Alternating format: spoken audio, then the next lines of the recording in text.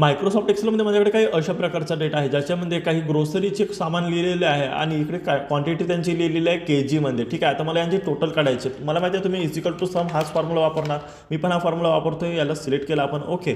But मित्रांनो याच्यामध्ये zero येतं. आता झिरो का बरं येते? कारण इथं टेक्स्ट लिहिलेलं आहे आणि ते जेव्हा कधी टेक्स्ट लिहिलेलं राहते कोणता पण, तर तेव्हा इजिकल टू सम हा फॉर्म्युला काम करत नाही योग्य प्रकारे. तर त्यासाठी बघा सिंपल ट्रिक सांगतोय. आता फॉर्म्युला तर आपण लावलेला आहे, तो तसंच राहू द्यायचा. सिंपल तुम्हाला काय करायचं आहे, सिलेक्ट करून घ्यायचं आहे. सिलेक्ट केल्यानंतर कंट्रोल+H ही शॉर्टकट की प्रेस करा.